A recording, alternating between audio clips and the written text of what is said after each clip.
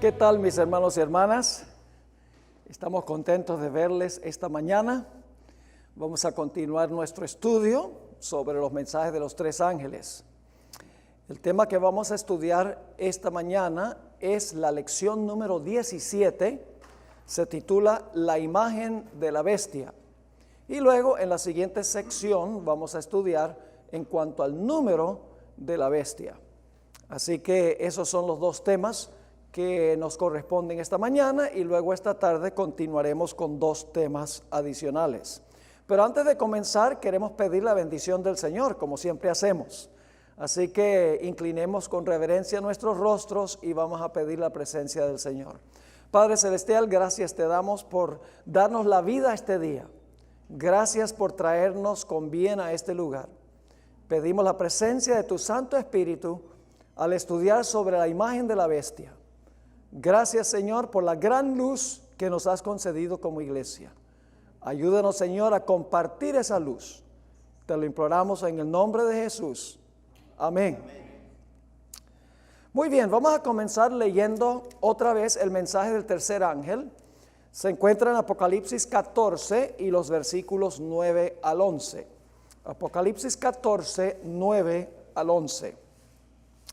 Y el tercer ángel los siguió diciendo a gran voz: si alguno adora a la bestia y a su imagen y recibe la marca en su frente o en su mano, él también beberá del vino de la ira de Dios, que ha sido vaciado puro en el cáliz de su ira, y será atormentado con fuego y azufre delante de los santos ángeles y del Cordero. Y el humo de su tormento sube por los siglos de los siglos. Y no tienen reposo de día ni de noche los que adoran a la bestia y a su imagen, ni nadie que reciba la marca de su nombre. ¿Es importante saber quién es la bestia? ¿Es importante saber qué es la imagen de la bestia? ¿Es importante saber lo que es la marca de la bestia? Si no sabemos quién es la bestia y qué es la imagen y qué es la marca, vamos a terminar adorando la bestia y la imagen y recibiendo la marca. Por esa razón el mensaje del tercer ángel no es opcional, no es si quiero entenderlo o no, es asunto de vida o muerte. Ahora, ustedes notan en el mensaje del tercer ángel se mencionan tres cosas que quiero recalcar. En primer lugar, la bestia.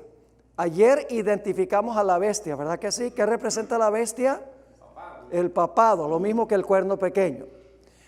¿Qué poder es el que hace la imagen de la bestia?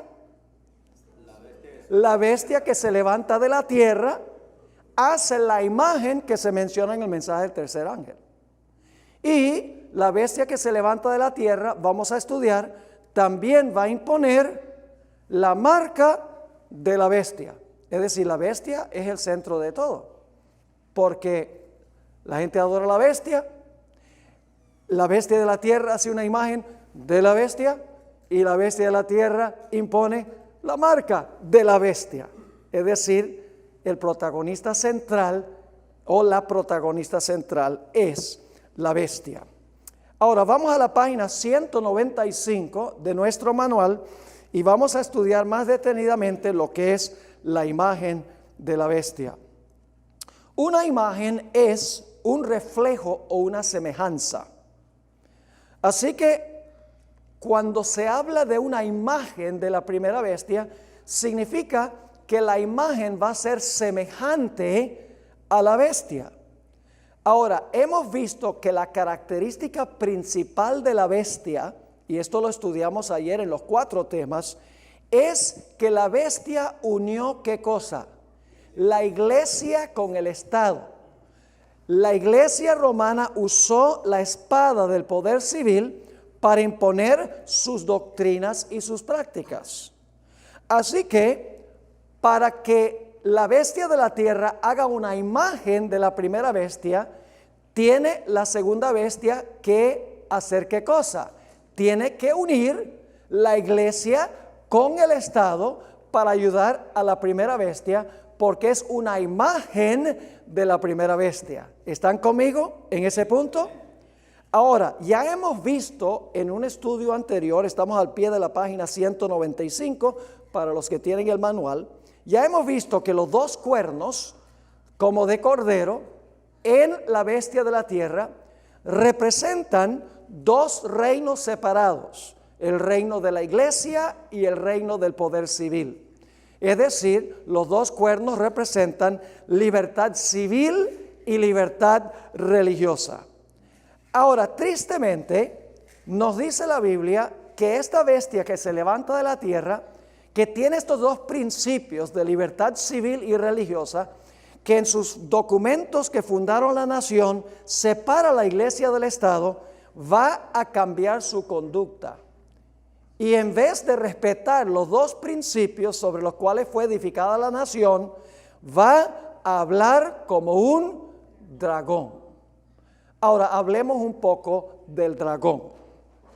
No voy a cubrir lo que se encuentra en la primera parte de la página 196. Voy a ir al pie de la página a donde dice resumiendo. Apocalipsis 12, 1 al 5, habla de un dragón que procuró matar a Jesús. Yo pregunto, ¿quién fue el dragón que procuró matar a Jesús cuando nació? Fue Satanás obrando a través del poder civil, a través de Roma. Luego, ustedes notan aquí, en Apocalipsis 12, 6 y también el versículo 13 al 15, el dragón se lanza contra la mujer que huye al desierto por tiempos y la mitad de un tiempo. ¿Qué representa ese dragón que persiguió a la mujer durante tiempos, la mitad de un tiempo? Es el papado. ¿También es un poder romano, sí o no? Claro. Así que el dragón que trata de matar al niño, Satanás obrando a través de Roma pagana. Luego, Satanás obra a través de Roma papal. Y aquí viene lo interesante. La bestia que se levanta de la tierra habla como un ¿qué? Como un dragón. Es decir, no solamente va a hablar como Satanás, sino que va a hablar como Roma. Porque el dragón en sus tres etapas representa Satanás obrando a través de Roma. Primero, tratando de matar al bebé, Roma imperial. Luego los 1260 años a través de Roma papal. Y al final de la historia, cuando se recupere de la herida el papado, los Estados Unidos hablará como dragón, es decir, hablará como Roma. ¿Está claro ese punto? Satanás obrando a través de Roma papal cuando se le sane una herida. Ahora, en Apocalipsis 13:11 dice que esta bestia va a hablar como un dragón. ¿Cómo habla una nación? Bueno, ya vimos en nuestro estudio de ayer que esta nación es una república, ¿verdad que sí? Lo vimos que es una república, republicanismo y protestantismo. ¿Cómo habla una nación que es república? Habla a través de el Congreso, a través de sus representantes elegidos por el pueblo. Es decir, que esta bestia que habla como dragón, que repudia sus dos principios y habla como dragón, el Congreso va a hablar como Roma. Fíjense esta cita en el Conflicto de los Siglos, página 495. Estamos en las páginas 197, en la parte de arriba. El hablar de la nación son los actos de sus autoridades, ¿qué cosa? Legislativas y judiciales. Así habla una república. La gente habla a través de sus representantes. Así que dice, el hablar de la nación son los actos de sus autoridades legislativas y judiciales.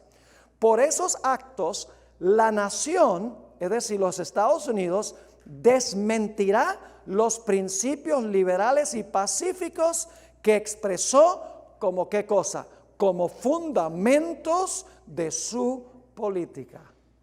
Es decir, a través de la legislatura y el poder judicial, la Corte Suprema, los Estados Unidos, mientras que de boca sostiene los dos principios de libertad civil y religiosa, va a hablar como el dragón es decir, va a hablar como Satanás, ¿a través de qué?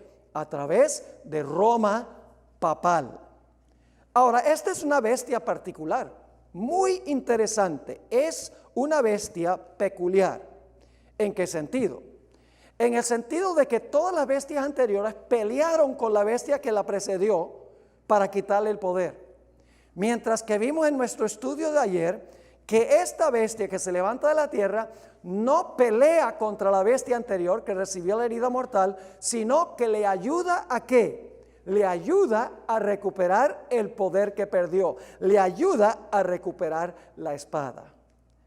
Ahora, ¿cuáles son los dos reinos que reconoció Jesús? Esto es solamente un repaso de lo que estudiamos ayer. Ya vimos que los dos cuernos representan separación de iglesia y Estado, sobre lo cual se basa la idea de libertad civil, ese es el Estado, y libertad religiosa, la iglesia. Cuando están separados, el resultado es que hay libertad civil y libertad religiosa. ¿Cuántos reinos reconoció Jesús? Dos. ¿Cuál es el primer reino que reconoció? Dad pues a César lo que es de César y a Dios lo que es de Dios. Es decir, Cristo reconoció el poder civil y el poder religioso, no juntos, sino separados. Ahora, noten en la mitad de la página 197, muchos cristianos de hoy dicen que debemos ser patrióticos y cristianos. Y dicen que para ser patrióticos y cristianos debemos presionar al gobierno para que apoye la religión con cosas como oración en las escuelas públicas, dinero gubernamental para la obra caritativa de la iglesia, bonos gubernamentales para educar a nuestros hijos en escuelas religiosas y exhibiciones religiosas en edificios públicos. Pero según ya hemos visto, separar los asuntos de la iglesia del Estado es cristiano. ¿Por qué razón? Porque esto fue lo que enseñó Cristo. Y también es patriótico. ¿Por qué razón? Porque es lo que enseñaron los fundadores de los Estados Unidos. Es decir, ser patriótico y cristiano es enseñar lo que enseñó Cristo y lo que enseñaron los fundadores. Y ambos enseñaron que la iglesia debe funcionar como iglesia y el Estado debe funcionar como Estado. En materia financiera, ¿qué le debemos nosotros a Dios? El diezmo. ¿Qué le debemos financieramente a César o al gobierno? Los taxes. No nos gusta decirlo, pero se los debemos, ¿verdad que sí? Yo pregunto, ¿sería apropiado que el gobierno dijera a la iglesia adventista, ustedes tienen que darnos el 10% de los diezmos? No, porque es el Estado tomando plata de la iglesia. ¿O sería apropiado que la iglesia dijera, mire, gobierno, estamos en problemas económicos, por favor nos podría dar un poco de los taxes para poder funcionar la iglesia? No, porque si hacemos eso, últimamente el Estado quiere que se le pague por la inversión que hizo en la iglesia. Por eso tenemos obligaciones financieras para con Dios y para con la iglesia, pero no se deben entremezclar, se debe mantener ¿qué? Separados, la iglesia funcionando como iglesia y el Estado funcionando como Estado. Ahora, repasemos la primera enmienda a la Constitución. Se encuentra en la página 197. La cláusula número 1 dice, el Congreso no hará ninguna ley que tenga que ver con el establecimiento de religión. La segunda cláusula dice, ni que prohíba el libre ejercicio de ella. Y luego la tercera cláusula garantiza libertades civiles, ni que coarte la libertad de expresión, ni la libertad de la prensa, o el derecho que tiene el pueblo de reunirse pacíficamente y de pedirle al gobierno que se les haga justicia. Ahora, cuando el poder civil establece religión, o prohíbe la libre práctica de la religión, el resultado siempre es persecución. En el libro de Daniel tenemos dos ejemplos, y esos dos ejemplos los encontramos en la página 198 y 199. Ustedes recuerdan la experiencia de Daniel el capítulo 3. El rey Nabucodonosor, que era el gobernante civil, ¿qué hizo? Levantó una imagen y mandó el poder civil a todos a que adoraran la imagen. ¿Era legítimo lo que estaba haciendo el rey? No, porque es el poder civil estableciendo una observancia religiosa. ¿Qué sucedió cuando los tres jóvenes rehusaron adorar la imagen de Nabucodonosor, que por un tiempo se portó como bestia, en la imagen de la bestia, porque era en honor a él? ¿Qué sucedió con el remanente fiel? Inmediatamente pierden sus derechos civiles. ¿Y cuál es el más grande derecho civil que tenemos? El derecho a la vida. ¿Verdad que sí? Ese es el más grande derecho que debe proteger el gobierno civil.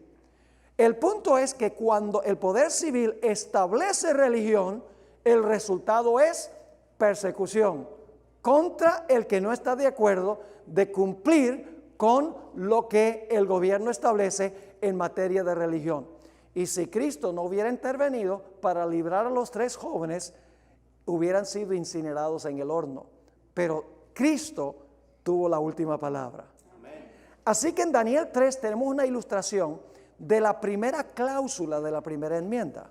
Vemos lo que sucede cuando una nación, cuando un poder civil establece religión, el resultado es persecución y pérdida de los derechos civiles.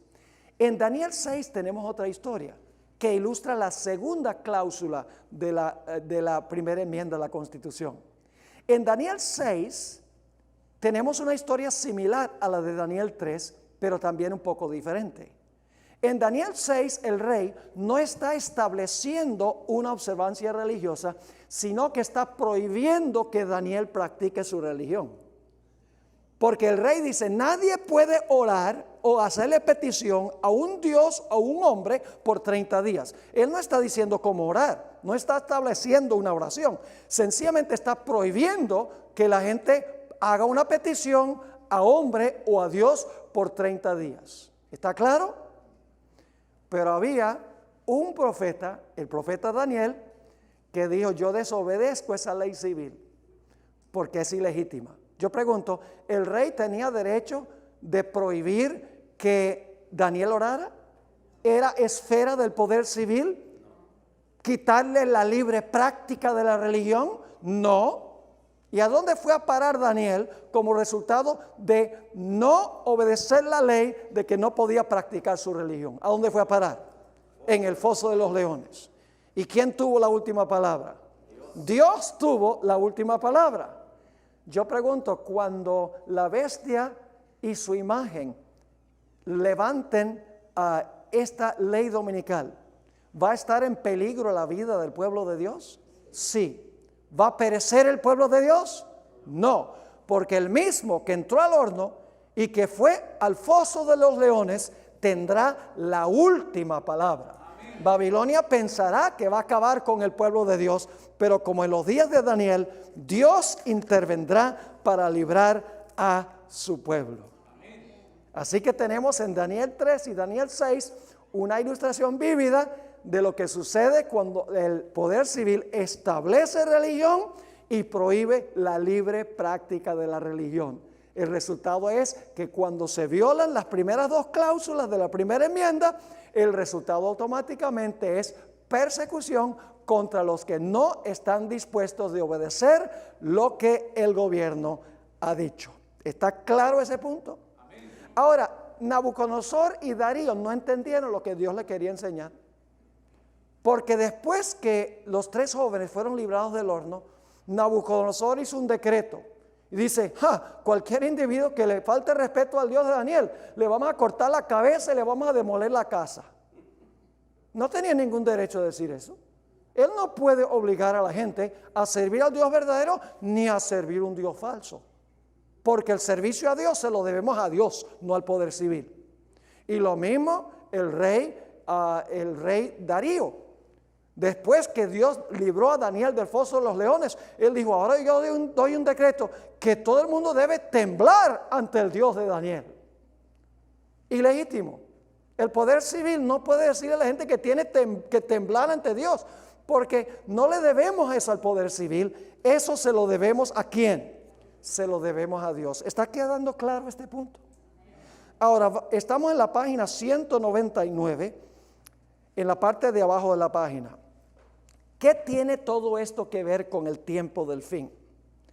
Elena White nos ha dicho que los Estados Unidos violentará la primera enmienda a la Constitución, redactará leyes que obliguen a todos a guardar el domingo y también prohibirán la observancia del sábado.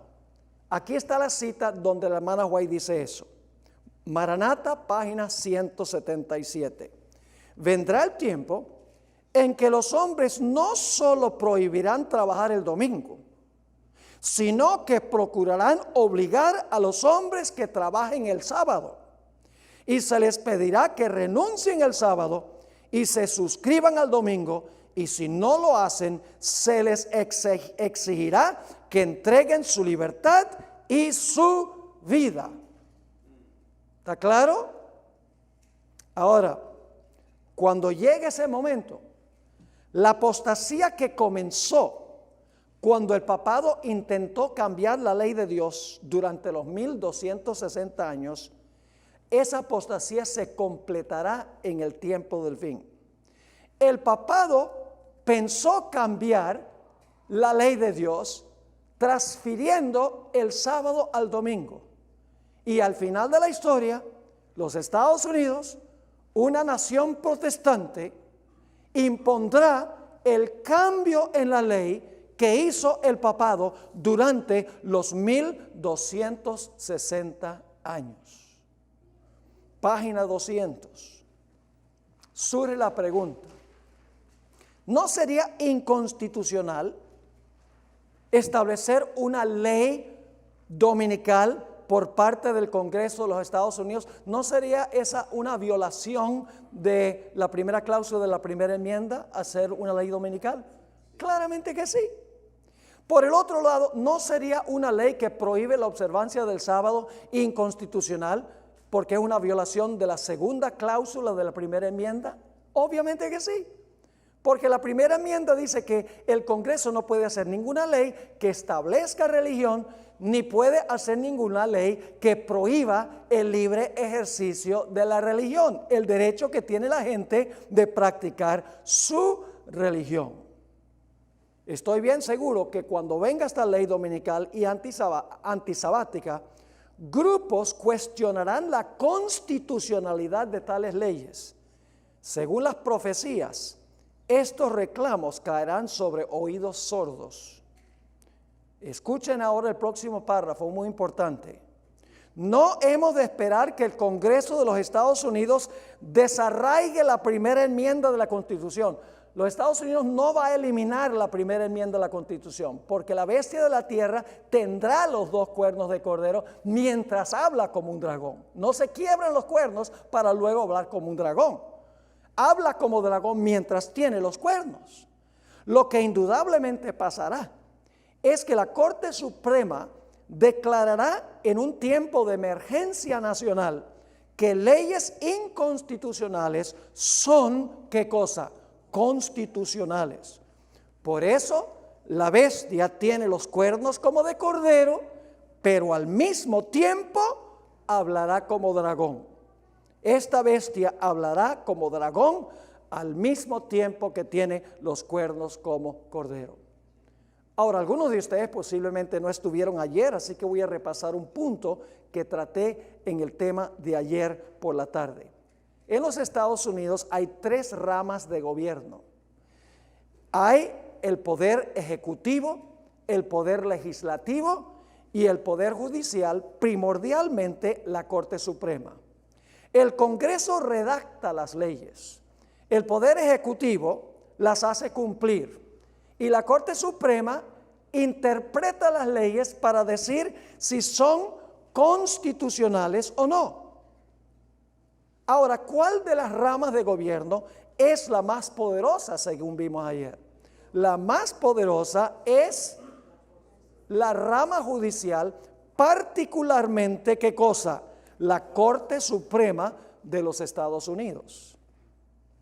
Yo mencionaba el caso de la elección del año 2000. Algunos de ustedes recordarán, no se sabía por semanas quién había ganado la elección, Gore o Bush. El asunto terminó en la Corte Suprema y la Corte Suprema dijo, ganó Bush, caso cerrado, se acabó la discusión. La Corte Suprema eligió al presidente de los Estados Unidos. Se podría haber hecho otro conteo, se podría haber hecho otra elección en la Florida, pero la Corte Suprema dijo no, George Bush es presidente. También mencioné en el año 2015, la Corte Suprema legalizó el matrimonio homosexual en los Estados Unidos. ¿Y quién puede cuestionar eso? Nadie puede cuestionar eso. Ahora, Elena G. de White tiene algo muy interesante que decir. Ustedes pueden ver en ese párrafo que está ahí que la Corte Suprema tiene 5 católicos romanos. Y ahí yo menciono los nombres de ellos.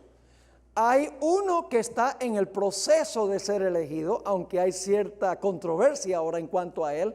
Y creo que el jueves va a haber una entrevista con la mujer que lo ha acusado de abuso sexual cuando eran teenagers en high school. Pero lo más seguro es que lo van a confirmar. En ese caso habrá 6 católicos romanos en la Corte Suprema de los Estados Unidos y 3 judíos, ni un solo protestante.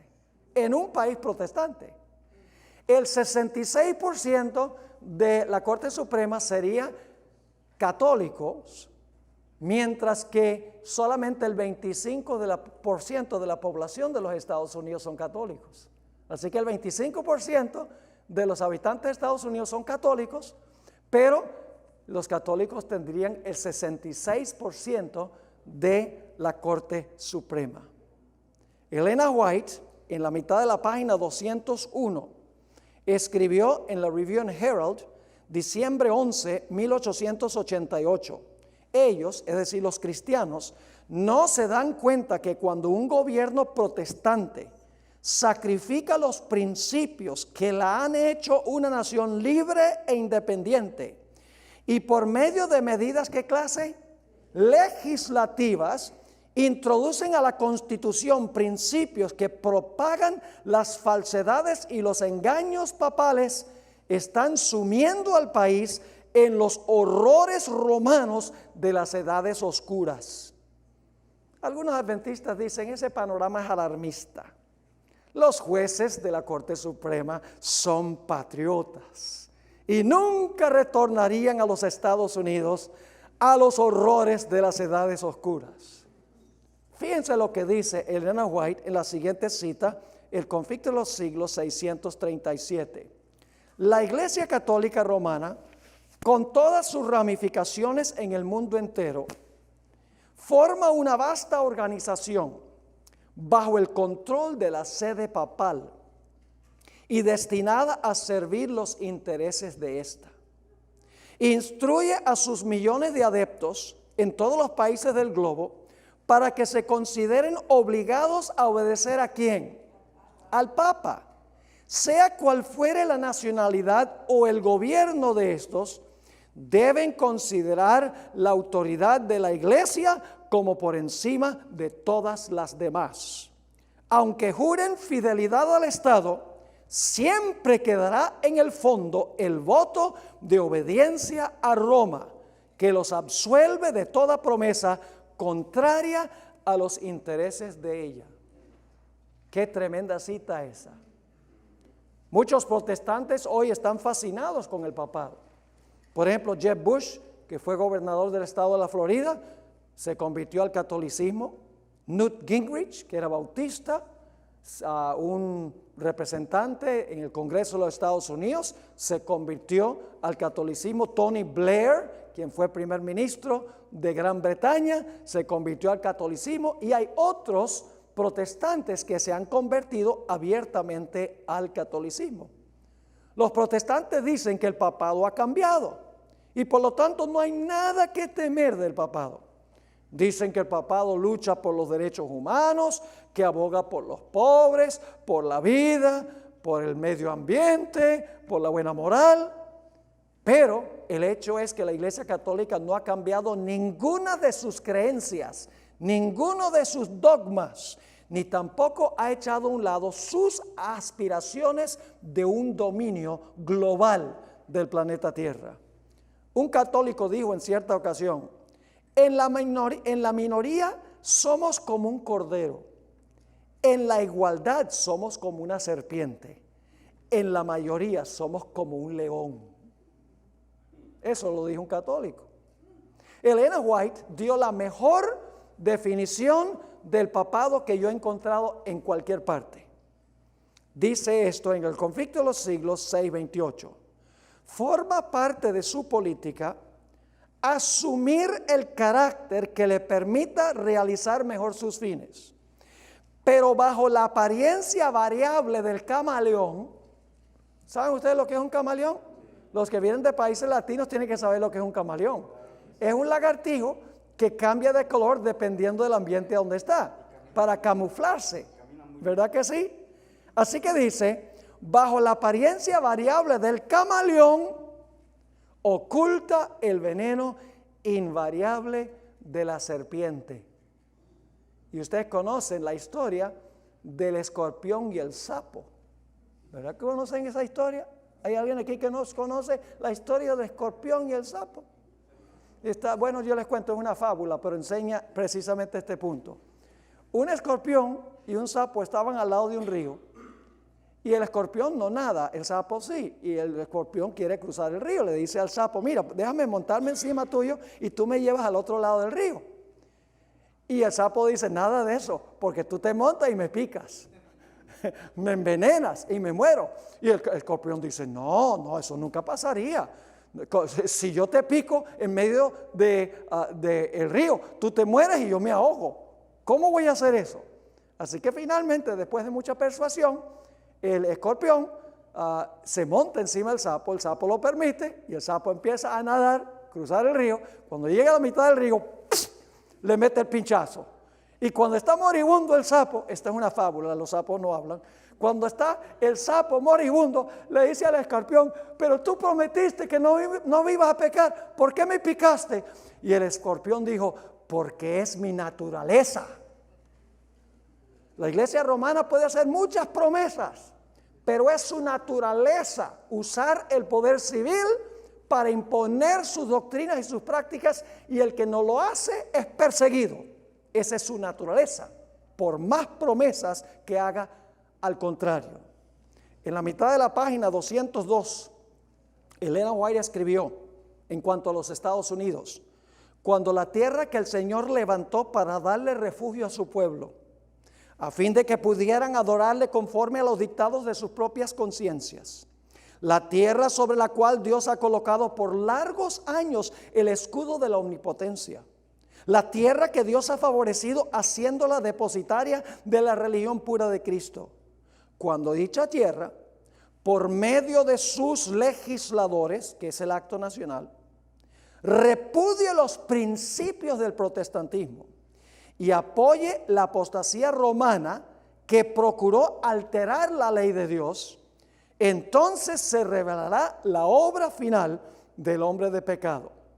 Los protestantes le brindarán toda su influencia y apoyo al papado. ¿Quiénes van a apoyar al papado? Las hijas, el falso profeta, los protestantes. Sigue diciendo, por un acto nacional. ¿Qué es un acto nacional?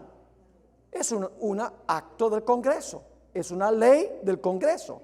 Por un acto nacional impondrán la observancia del falso sábado y le darán, ¿qué cosa? Vida y vigor. ¿Por qué hay que darle vida y vigor al papado? Porque tiene una herida mortal. Así que dice, le darán vida y vigor a la fe corrupta de Roma, y así que revivirán. ¿Por qué? Porque el papado tiene ¿qué? Una herida mortal. Y así revivirán su tiranía y su opresión de la conciencia. Entonces será tiempo para que Dios obre con gran poder para vindicar su verdad. Cuando esto suceda, los Estados Unidos habrá formado una imagen que reflejará lo que fue la bestia durante los 1260 años.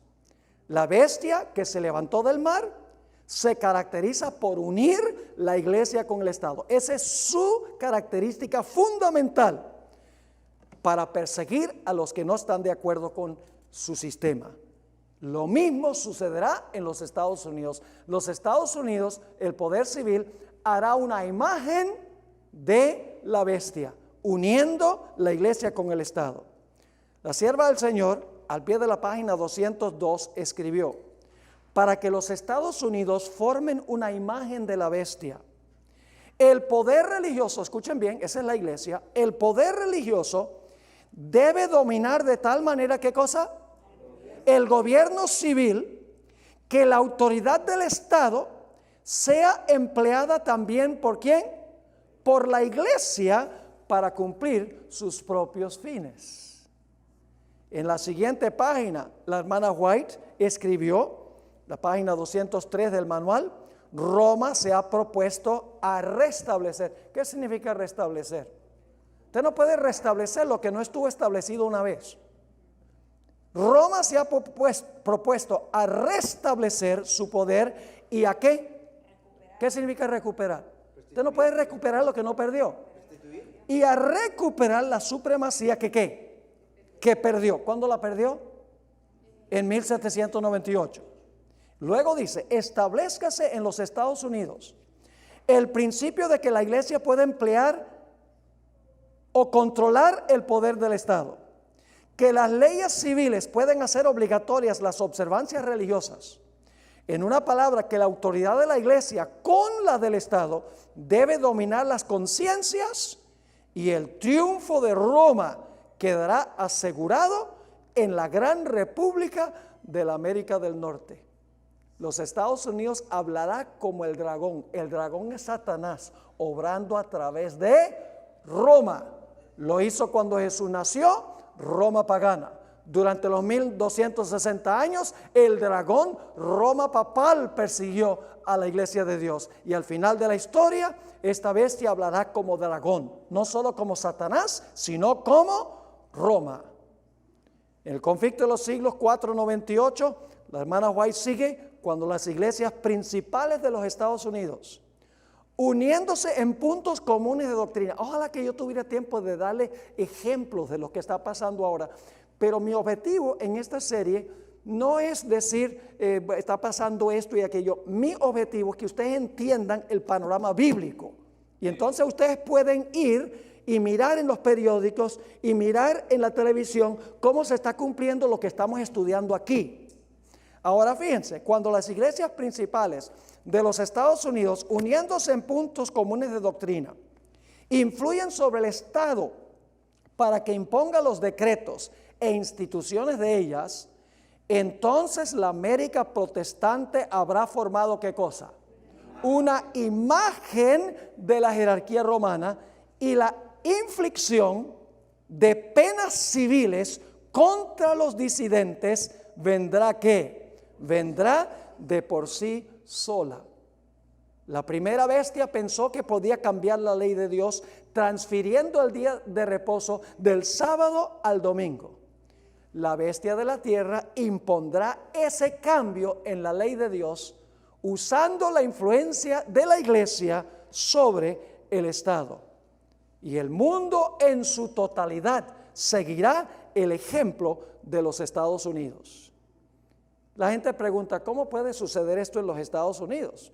Si los Estados Unidos, la mayoría de los países no quieren a este país, especialmente en la época de Donald Trump. Indudablemente, esto ocurrirá en el contexto de un colapso económico, una serie de desastres naturales sin precedentes como en los días de Elías, un aumento galopante de criminalidad y una manifestación espectacular de comunicaciones del mundo de los espíritus sobre qué hacer al respecto. El argumento será parecido al que usó el Sanedrín: es mejor que estos disidentes mueran y no que nuestra nación perezca. Pero al imponer la ley dominical, Dios anotará en los libros del cielo apostasía nacional, y la apostasía nacional será seguida por la ruina nacional, como sucedió con los judíos. Usaron al Imperio Romano para acabar con Jesús y el Imperio Romano vino y acabó con ellos. Querían salvar la nación, pero al condenar al disidente, lo que hicieron fue condenar a su nación. La primera bestia entonces cambió o pensó que podía cambiar la ley. La segunda bestia impondrá ese cambio. Todo el mundo seguirá el ejemplo de los Estados Unidos. Noten esta cita al pie de la página 203. Se encuentra en Testimonios para la Iglesia, tomo 6, página 18. Al unirse los Estados Unidos, la tierra de la libertad, con el papado, para oprimir las conciencias y para obligar a todos que honren el falso sábado, la gente ¿de dónde? De todo país del globo será inducido a seguir su ejemplo. ¿Cuántos países del mundo van a seguir el ejemplo de los Estados Unidos? Todos. Y usted dice, ¿y los países musulmanes cómo?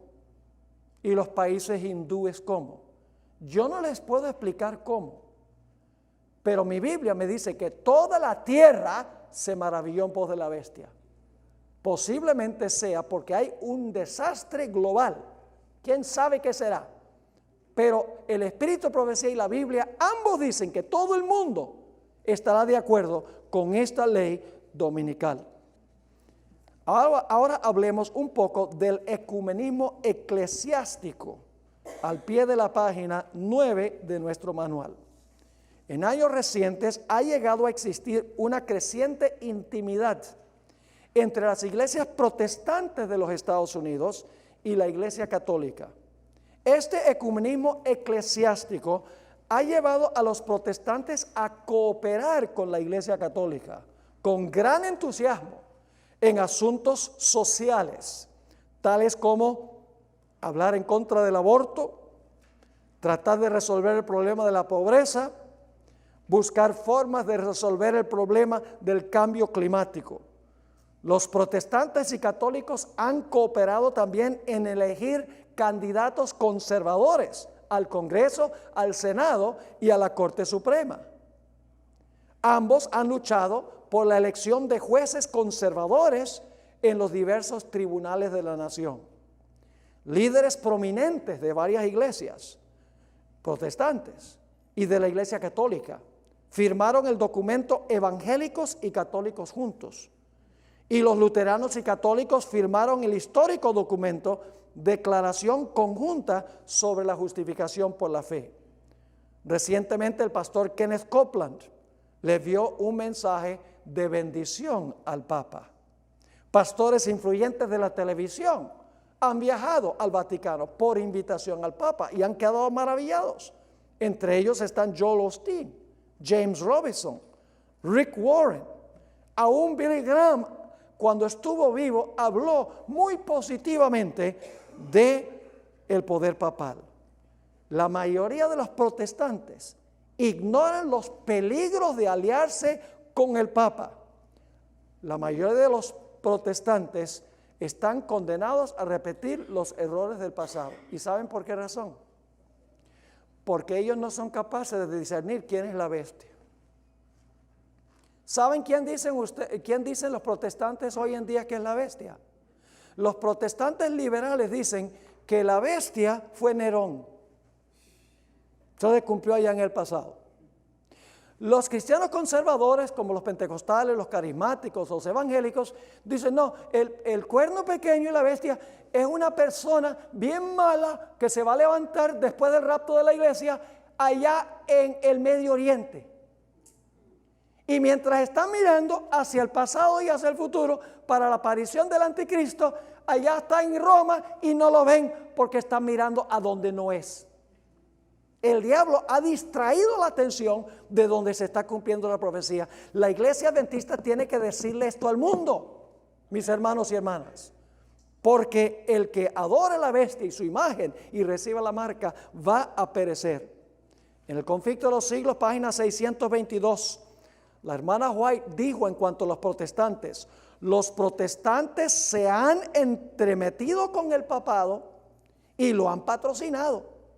han hecho transigencias y concesiones que sorprenden a los mismos papistas y les resultan incomprensibles. La iglesia romana dice, no podemos creer lo que está pasando. Que los protestantes quieran unirse con nosotros. Eso es insólito, dicen ellos. Sigue diciendo, los hombres cierran sus ojos ante el verdadero carácter del romanismo, ante los peligros que hay que temer de su supremacía. Y luego dice, ¿qué es lo que tenemos que hacer nosotros? Hay necesidad de despertar al pueblo para hacerle rechazar los avances de este enemigo que peligrosísimo de la libertad civil y religiosa. ¿Están captando el cuadro? Pero los Estados Unidos como nación también ha participado en ecumenismo político, no solo las iglesias protestantes, en ecumenismo religioso con el papado. A nivel político, el gobierno de los Estados Unidos se ha inmiscuido más y más con el papado. Ustedes posiblemente sepan que Ronald Reagan y Juan Pablo II unieron sus fuerzas para derrocar lo que fue la Unión Soviética. Hicieron una santa alianza, según la revista Time. Ese era el título de una de las revistas. Los Estados Unidos establecieron relaciones diplomáticas con el Vaticano, que es muy interesante. Eso es inconstitucional, porque ¿cómo los Estados Unidos pueden establecer relaciones diplomáticas con una iglesia y favorecer a una iglesia con representante allá y no favorecer a las demás iglesias? Es inconstitucional. El Papa Juan Pablo II recibió del Congreso de los Estados Unidos la Medalla de la Libertad. Qué interesante. Cuando el Papa Juan Pablo II murió, se arrodillaron ante su féretro 3 presidentes, la esposa de un presidente y la secretaria de Estado. El Papa dio un discurso ante el Congreso conjunto de los Estados Unidos. Ha visitado regularmente la Casa Blanca. Ha dado discursos en las Naciones Unidas donde lo han aplaudido incansablemente por las causas por las cuales aboga. Y nuestra propia iglesia no ha escapado ese deseo de ecumenismo, y no voy a mencionar eso por la premura del tiempo, pero ustedes pueden leerlo al pie de la página 204 y en la parte de arriba de la página 205. Y lo que escribo aquí es absolutamente cierto, no es una teoría de conspiración, no es algo que dicen los disidentes, son cosas reales que han pasado aún con nuestra propia iglesia. Ahora en la página 205, así como en los días de Pilato, legisladores inescrupulosos, a fin de ganar el apoyo del pueblo y retener su influencia política, cederán al clamor por una ley dominical nacional y les prohibirán a los fieles la posibilidad de comprar y vender y finalmente emitirán un decreto de muerte. Dice ella en estas 2 citas, a fin de asegurarse la popularidad y el apoyo, que hoy llamamos votos, los legisladores cederán a la exigencia por una ley dominical. Yo pregunto, ¿Pilato cedió a la presión de los sacerdotes quienes influyeron sobre el pueblo? Lo mismo va a pasar de nuevo. Los líderes espirituales de las iglesias van a presionar a sus feligreses para que presionen al poder civil por una ley dominical. En la Review and Herald, diciembre 24, 1889, Elena White escribió, los ministros de las varias denominaciones están actuando por subterfugio, significa por debajo de cuerdas, trazando planes de gran importancia para el pueblo de Dios, y el objetivo de esta maniobra secreta es ganar el apoyo popular para la imposición del domingo como día sagrado. Si los ministros pueden convencer al pueblo que favorezcan una ley dominical, entonces están decididos a unir su influencia para obtener una enmienda religiosa a la Constitución para obligar a la nación a guardar el domingo. Qué interesante esa cita. Lo mismo que sucedió en los días de Jesús. En Marcos 15, 11 dice, mas los principales sacerdotes incitaron a quienes, a la multitud, para que les soltase más bien a quién, a Barrabás. Fueron los ministros de aquel tiempo los que instigaron a las multitudes que clamaran a Pilato para que crucificara a Jesús. La iniciativa fue de los líderes religiosos, no del Estado ni del populacho. ¿Hemos de esperar algo diferente en el tiempo del fin? ¿Creen ustedes? No. Fíjense lo que escribió Elena White, El conflicto de los siglos, 649. Los que honran el sábado de la Biblia serán denunciados como enemigos de la ley y el orden, como quebrantadores de las restricciones morales de la sociedad y por lo tanto causantes de anarquía y corrupción que atraen sobre la tierra los altos juicios de Dios. Sus escrúpulos de conciencia serán presentados como obstinación, terquedad y rebeldía contra la autoridad. Serán acusados de deslealtad hacia el gobierno, porque si el gobierno propone una ley dominical y hay un grupo que no la obedece, van a decir, están contra el gobierno, no solo contra las iglesias. Sigue diciendo, los ministros que niegan la obligación de observar la ley divina, predicarán desde el púlpito que hay que obedecer a las autoridades civiles porque fueron instituidas por Dios. En las asambleas legislativas y en los tribunales se calumniará y condenará a los que guardan los mandamientos de Dios. Se falsearán sus palabras y se atribuirán a sus móviles las peores intenciones. Nosotros necesitamos repartir el conflicto de los siglos, hermanos y hermanas. Es el mejor comentario de eventos finales que jamás se haya escrito, el libro El conflicto de los siglos. Lo que ella escribió hace más de 100 años, 110 años, la última edición del conflicto de los siglos, se está cumpliendo ante nuestros ojos hoy. Ella dice, ese es el libro que yo más quiero que se reparta. Y generalmente repartimos es el deseado de todas las gentes o repartimos el camino a Cristo. Y son buenos libros, no hay problema con repartirlos.